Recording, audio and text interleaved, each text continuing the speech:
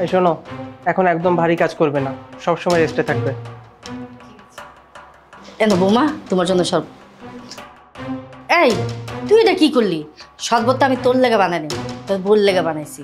মা, শরবতের মধ্যে তুমি কি মিশাইছো বলো? কি মিশাইছি? কিছুই তো না। মা সত্যি করে বলো, তুমি শরবতে কি মিশাইছো?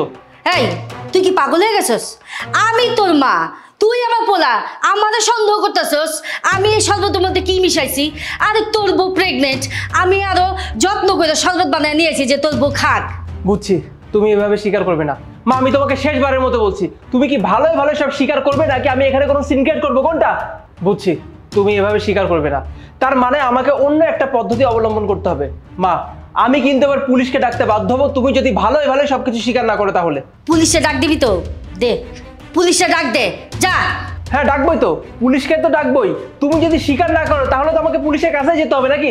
ঠিক আছে, পুলিশ ডাকার আগে আমি প্রমাণটা করে দিই এটার ভিতরে আমি কি মিশাইছি।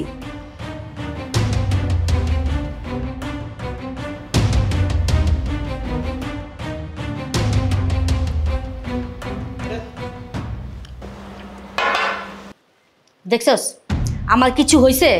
হ্যাঁ, শরবত তো খাইলাম। আমি যদি বিষ মিশাইতাম তাহলে কি আমি এখানে দাঁড়ায় থাকতাম? হ্যাঁ, তুই আমার ছেলে হয়ে আমাদের সন্দেহ করলি, আমার উপরে আঙুল তুললি। তো আমি কি করবো তোমাকে সন্দেহ না করে বলো তো? আমার তো এছাড়া আর কোনো অপশন ছিল না মা।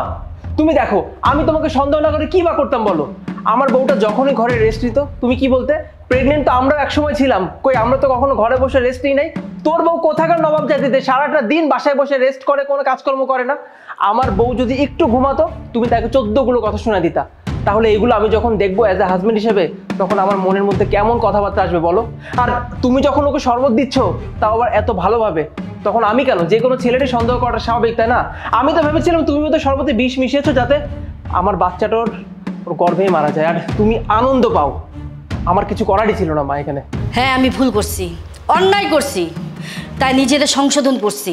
বৌমার জন্য শরবত বানিয়ে নিয়ে আসছি আমি কেন এরকম করছি? 7টা বছর হয়ে গেছে তোদের বিয়ে করাইছি, তোর বউর কোনো বাচ্চা কাচ্চা হয়েছে এর মধ্যে? আমি তো ভাবছি এই মেয়ে কোনোদিনই বাচ্চা কাচ্চা হবে না, তাই ওকে আমি দিনের পর দিন অত্যাচার করছি যাতে এই মেয়েকে আমি সরাই দিতে পারি, তোকে আমি আবার নতুন করে বিয়ে দেবো, সেজন্য এরকম করছি। যখন আমি ভাবলাম যে মেয়েটা প্রেগনেন্ট হয়েছে, তাই আমি ওর সাথে এরকম খারাপ আচরণ করা ছেড়ে দিছি, কারণ ওর গর্ভে আমার বংশের বাতি। ওর সাথে কেন আমি খারাপ ব্যবহার করব? যা আগে করছি ভুল করছি, সেগুলো তো আমি সংশোধন করেছি। এখন আমি এই মেয়েটার সেবা যত্ন করব, কারণ আমি ছাড়া তো ওর কেউ নাই। কি বললেন মা আপনি? যে আপনি আপনাকে সংশোধন করছেন, এই জন্য আপনি আমার টেক কেয়ার করার জন্য শরবত বানিয়ে নিয়ে আসছেন? মা, আপনি আমার উপর যে পরিমাণ অত্যাচার করছেন আমি কিচ্ছু মনে করিনি।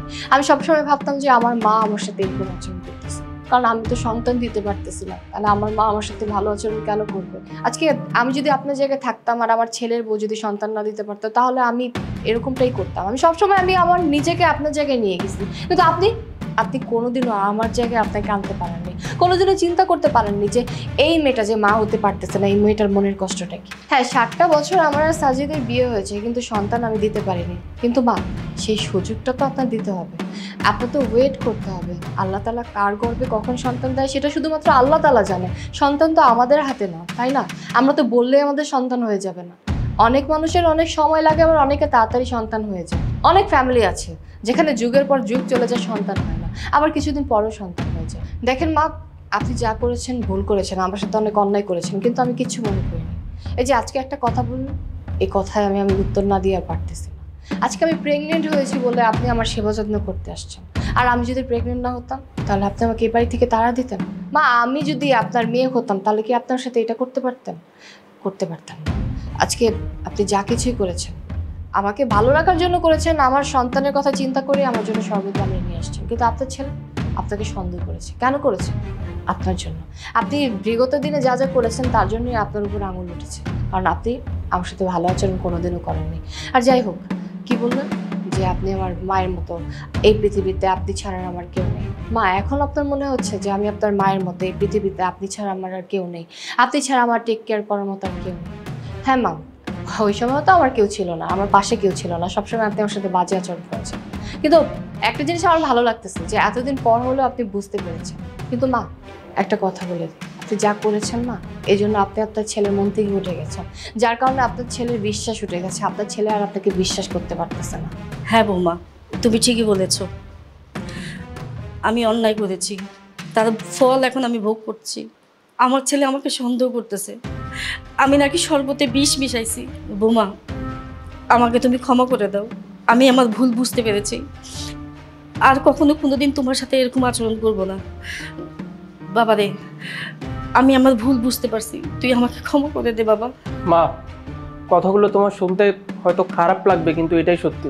শুধুমাত্র এই কারণগুলোর কারণেই আমি আসলে তোমার প্রতি বিশ্বাসটা হারিয়ে ফেলি। আর তুমি তো জানোই মা, একটা মানুষ যতই আপন হোক না কেন, বিশ্বাস যদি একটাবার সেই মানুষটার উপর থেকে উঠে যায় না, তাহলে এত সহজে সেই মানুষটাকে আর বিশ্বাস করা যায় না।